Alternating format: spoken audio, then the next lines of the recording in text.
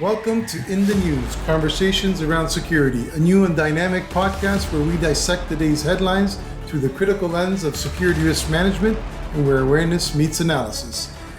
Join us on the 1st and 15th of each month as we bring you a fresh episode packed with informative debates, expert analysis, and thought-provoking insights offering a nuanced perspective on the stories that shape our world. So buckle up and join us for a look at what's in the news, conversations around security. Hello and welcome to In the News, Conversations Around Security. I'm Luciano Cedrone and with me, Brian, I was going to say the angry man. I haven't said that. I'm not angry anymore. Brian Clayman, he's chill now in his wiser years. Yeah, the gray hair has the effect of calming me down. So welcome to our second season, and this is episode 2. I think there's no shortage of what's going on in the city. We don't have a guest today, but we are working on one for the next episode, which will tie into today's conversation, which is going to be around a lot of the protest activity and how it's being managed. Israel, burn, burn! Israel, burn, burn! Fanning the flames. Politicians across the country accusing speakers at a downtown pro-Palestinian rally of crossing the line. Death to Canada! Death to the United States! And death to Israel! What that means for business at the end of the day, because that's what we're ultimately striving for on this podcast, is giving business owners the tools and the intel to be able to respond appropriately to security risks that are in the news. Hey, see how I tied that all up? That's really good, actually. I'm impressed. All right, I'm going to turn it over to you, Brian. I know you went for a ride today. Hopefully it was nice. It was a perfect day for it. And open her up, man. Where do you want to start? It was a great day for riding. And we're at the eve of the Thanksgiving long weekend, so hoping to have a nice, mindless weekend without thinking about the worries of the world. That said, there are lots of things to worry about, and I guess closer to home, and I guess we can't get away from this story, is the protest activity. The concern that I have that it's not getting better. It's almost like a cancer that's growing and growing and growing until it metastasizes, and then it's probably too late and you're terminal. Now, I'm not saying we're going to be terminal and, life as we know it's going to come to an end, but I just see this thing getting worse and worse and worse as the days and weeks go by. And I don't see anyone with any ideas doing anything. Yeah, and I don't see any solutions either. I'm still working. I'm not like you, who's enjoying the fruits of semi-retirement anyway. Semi-retirement, never been busier. But so I'm still in a lot of meetings with city officials and social workers, services, police, all that kind of stuff. You know what? There are solutions. Nobody has the courage to take those steps, is what I would say. We talk about, well, let's talk about the protests in particular. Nothing is being done until recently. Now, all of a sudden, there have been some arrests. There have been some pushbacks from Toronto police. But really, up until recently, they were handling it much like Ottawa was handling the protest, the convoy back in 2020, sitting there and letting them do whatever they want. The difference was the convoy wasn't preaching death to Canada, and these guys are. So why are they allowed to do what they're doing? Because it's not creating a good environment for the rest of us. Well, we have to learn from the lessons of history. And I wrote a blog article that I published, I think, earlier in the week, and just talking about similarities between what's happening now and the truckers convoy back during COVID. And to your point, we had, listen, I don't like what happened in Ottawa, what the truckers did and the disruption and everything like that. But we had government come with a sledgehammer, okay? And they just pulverized these people, which in my opinion, were not as impactful, dangerous, and threatening as what we're faced with right now. Plus, they were Canadian. They were, they were Canadian citizens. They were protesting because they love this country. Yeah. Because they wanted death to this country, whether you agree with them or not, okay? But one of the things I noticed as a student of history is that the government and the police and the authorities cracked down. There was a pivotal moment which caused Ottawa, and I think then they directed the police to really crack down. And that was, can you remember what activity occurred that really put it over the line? Honking? Is that what you're getting at? No, it was a lot more. The jumping castles? The jumping castles. So what I said in my blog, my article was that I think the minute the pro-Hamas, and I call them pro-Hamas because it's no longer pro-Palestine, The minute the pro-Hamas people erect a jumpy castle, I think it's over. I think we're going to come down with the full force of law. So I'm banking that no one from the pro-Hamas side is watching this podcast. Be surprised if they were. Yeah. If they are, and if I do see a jumpy castle show up in the next week or so, I know we have at least one follower. Yeah. But it's just ridiculous. Like there's, as you said, a complete lack of leadership. And I don't blame this on individual police officers. There's a lack of leadership. And even Doug Ford, who has probably been the most outspoken of all the leaders, if you can't act, if you're not going to do things, who's going to? I'm going to turn over to you in a second just to respond, but a simple question. Why are there still masks on the street? I thought COVID was behind us. And quite honestly, I know that there was a law on the books, it was a provincial law, that you couldn't wear masks at a protest, okay? And because of COVID, they stopped that. And I think that was the right thing to do. But COVID's no longer a threat or risk, at least not as it was before. Why isn't the Ontario government doing something about it? There's like a lot of simple things that could be done before we go in with the public order units.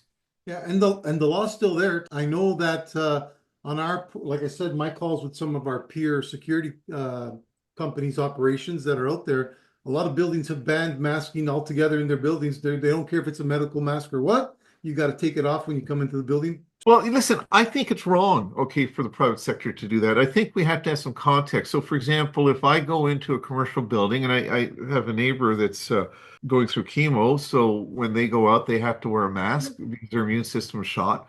I think there's going to be some context. If my neighbor shows up at Queen's Park at a pro-Hamas rally, yeah, I sort of scratched my head about the mask type thing.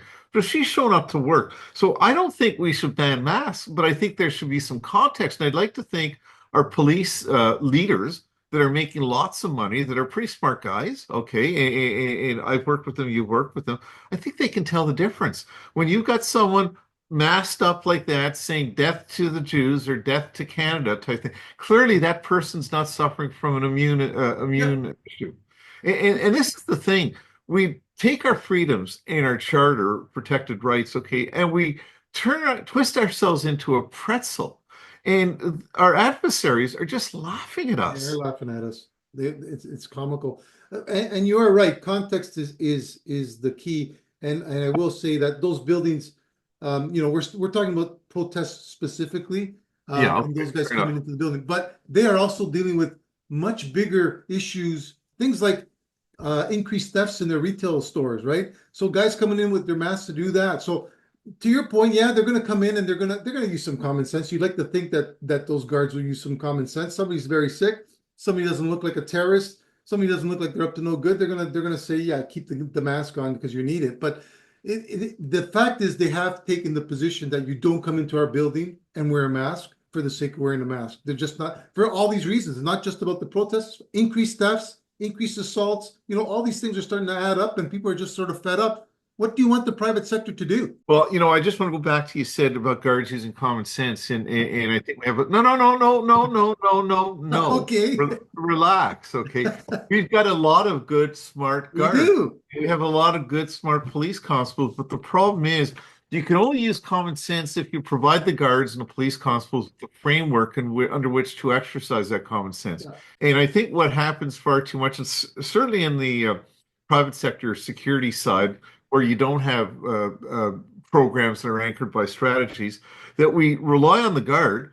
The poor guard tries to do the best he can, and it either works or it doesn't work type thing, So I believe in common sense, but I also believe we got to support our guards and we got to support our police officers by giving them the framework under which to exercise that discretion or common sense.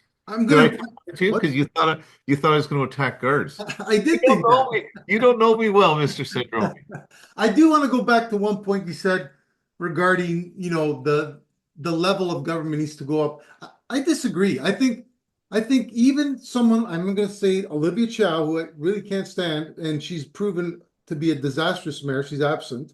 Even Olivia Chow. She was at a bike lane meeting. She wasn't absent. Yes, that's true. She was busy. Conflict of interest.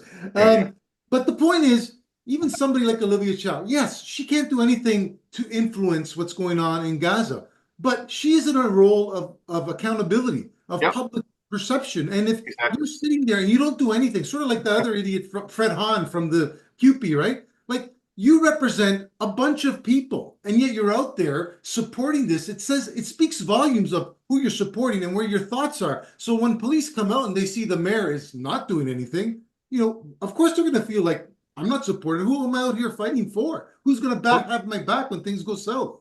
Well, listen, I think we're saying the same thing because when I said it has to go up the ladder, I mean, in the context of Toronto, Mayor Chow is the chief executive officer. Yeah.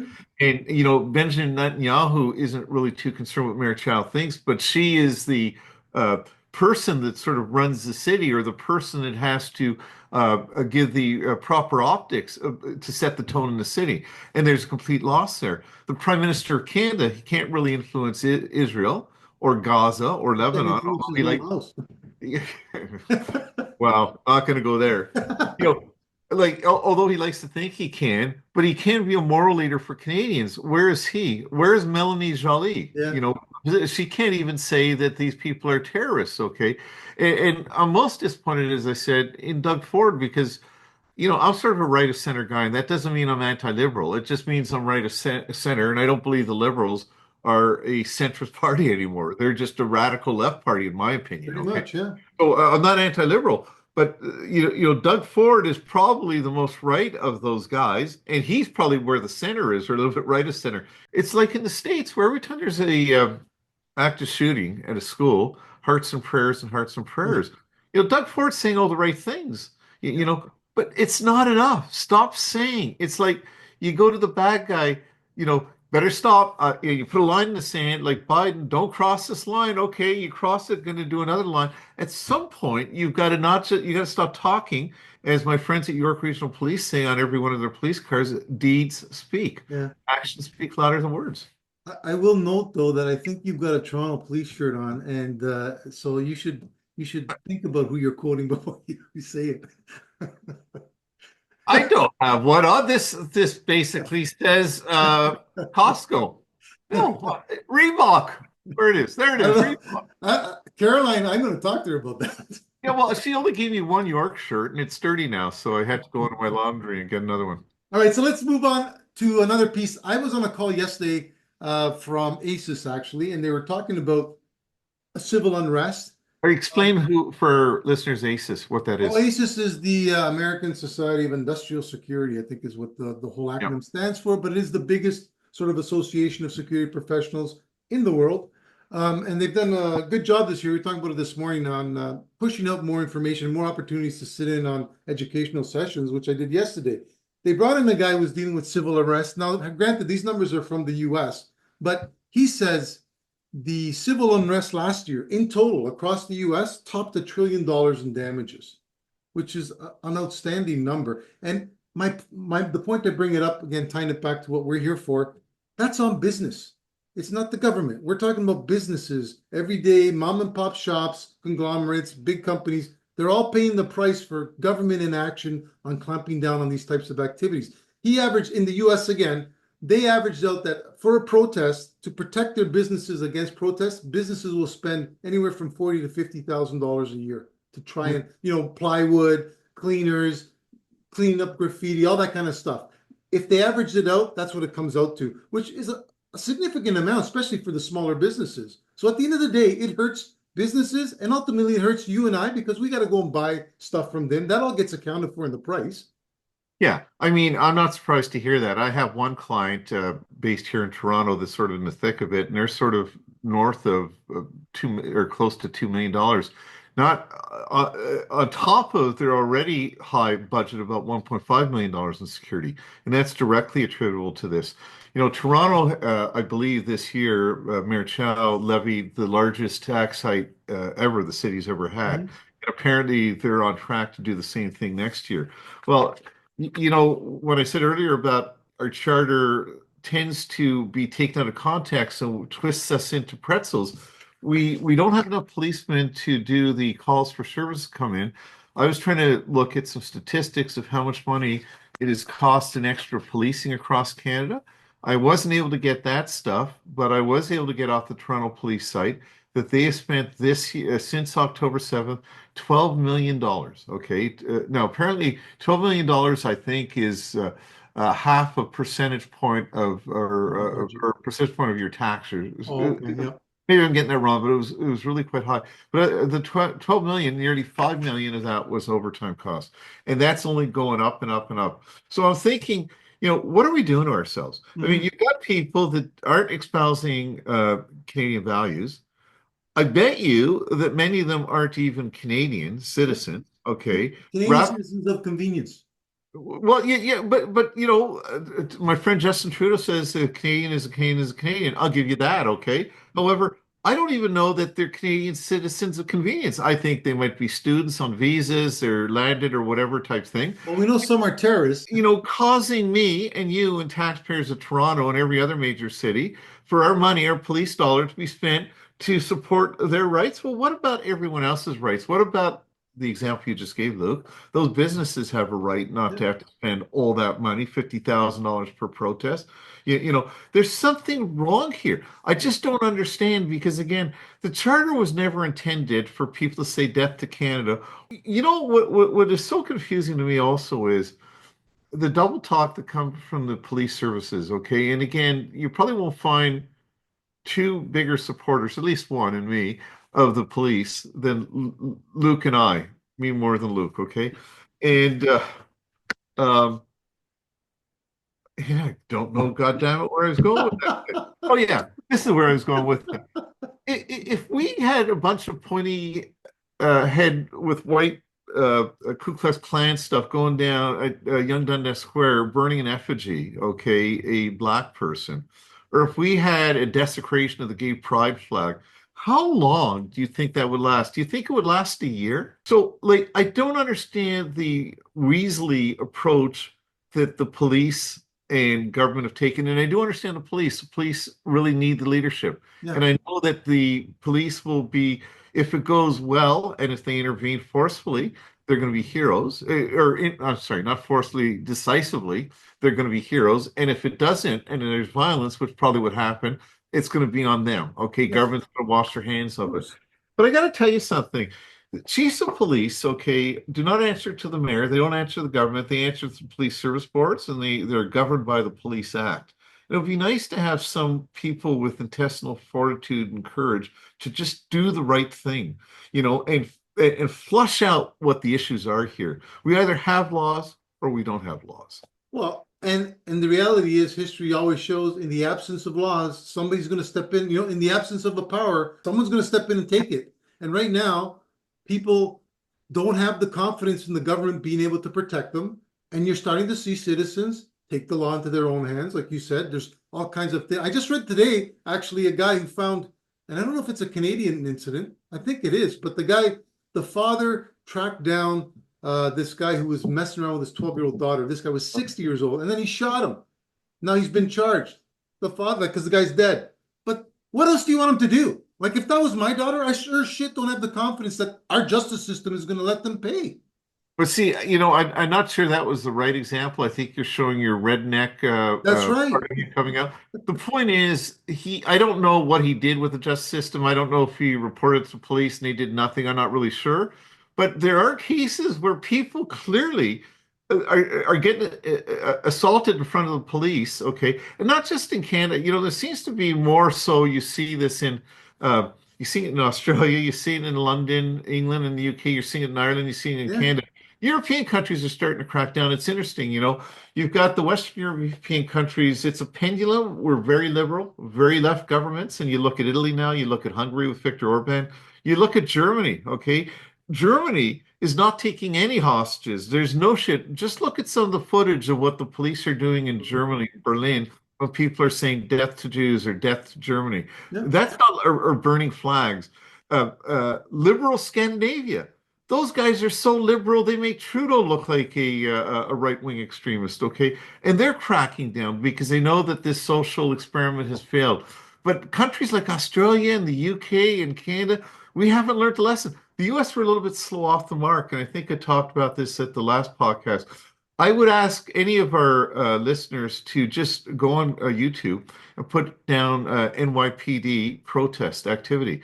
New York City police are not taking, they're enforcing the Yeah, law. So yeah. I don't understand how all these countries are doing the policing thing properly and trying to get control. But in Canada, we can't do it because we don't want to cause, we don't want to make it worse. We don't hurt. Listen, I'm just getting tired of this fact that, where we hear far too often from law enforcement, well, we didn't want to provoke a scene, so we're investigating after the scene, after the incident. I've got to tell you something. In order for law to work, it's got to be seen to be working. Yep. And not 3 weeks later you come out with an arrest. It's got to be seen. And if that means, like I heard Chris Lewis, who's a CTV commentator now and former commissioner of the OPP, and a really smart guy who I respect an awful lot, said on a radio interview, I think on News Talk 1010, that he didn't believe that he thinks the police are doing all the right things because he said, you got to understand, if they intervene more decisively, it's going to cause, more problems. They'll need more police officers and costs will go up. They will be. But I got to tell you something, Commissioner Lewis. We spent over 12 million plus 5, $17 million since October. Yeah, costs are going to go up. They're going to continue going up. So let's take that cancer out. Let's stop emboldening these people. All I want the authorities to do is enforce the law and enforce the law against whoever breaks the law, be it the left, the right, the center, be it the people from Markham or Jewish people or Muslim people or Palestinian or Hungarian. Just enforce the law equally. You just gave me Sparta, right? That argument doesn't hold. I wonder if King Leonidas there, if somebody told him that's too many bad guys and we shouldn't stand here, if he would have accepted that, and the rest of history would have changed with them. 300 Spartans and a couple thousand Greeks standing up to hundreds of thousands of people. Listen, when a police chief says that, okay, that we don't want to provoke the crowd, but it's too late. We now have the riot. It's getting worse, worse, worse. And the point is, the message that the people that are trying to pervert our freedoms is getting is, oh, that's the Achilles. So let's keep pushing and pushing. I cannot understand how I see, at Queen's Park or at Nathan Phillips Square, I see people getting arrested that are not on the pro-Hamas, pro-Palestine. I can understand that. I can't understand pro-Hamas. People that are opposite to them, where there may be 20 people there, one guy with a placard saying down with Hamas, he or she gets arrested because there's only 20, but the mob of 200 is untouched. Guys, policing is a dangerous job. Okay, if you need to bring in reinforcements in the RCMP and OPP, do it, but do your bloody job. That protest in Ottawa, the truckers' convoy, lasted for 3 or 4 weeks, and it was broken up. And now there were lawsuits and all that. Illegally. Yeah, as it turned out, as it turned out. But the thing is, the application of force was appropriate to stop the protest. The law was illegal, but I had no problem with the application of force the way it was used. Got to do the same thing here, otherwise this will never end. And again, these people are enemies, and they're laughing at us. They are enemies. They're just laughing at us. And all I know is that when we dealt with big crowds when I was policing, when you started pulling up those paddy wagons, that crowd dissipated pretty damn quick. And that's what I think we need to start doing. I understand. You're right. And there's a reason we have horses. And again, I would ask anyone, take a look at the NYPD examples or go to the German police, look at Berlin and look at Dresden and look at some of the German cities, how they're using aggression in a focused, proper way to gain control of the streets. Come on, guys, in Canada, let's wake up. No shortage of topics to talk about. I think you're still trying for that guest for the next episode. Hopefully we'll get him. It should be interesting. Yeah, we're looking at 2 possible guests, senior people from the policing community, very senior. Both of them, I think, would be very interesting. Want to talk about what's happening in Canada with the bail system and the failure of the bail system. And otherwise known as the merry-go-round. The merry-go-round. And the consequences as a result of that. And I think it'd be fun if we can get people that know what they're talking about from the policing perspective, that see things, because it's important for our listeners to understand it's not that the police aren't doing their job. They're making the arrests. Yeah. but the rest of the system is letting us down. Yeah, So exactly. that's what we're trying to do for our next podcast. All right, and on that note, we're going to let you down. Please, if you like us on YouTube, it helps us get a little more popular. And that's it for me. I'm going to sign off. Over to you, Brian. Yeah, and I just want to say, everyone, thanks for following. We're really not that far from our 275,000 follower. So once we get there, there will be a special episode with giveaways. Yeah, when we get to the 275,000. Tim's card giveaway. What's that? We'll have a contest giveaway Tim's card. We're gonna have Tim card. We're gonna give away a car. Oh yeah, yours. Yeah, my Tesla, my brand new Tesla. All right, folks. Talk to you next time. Okay, have a good one. Be safe.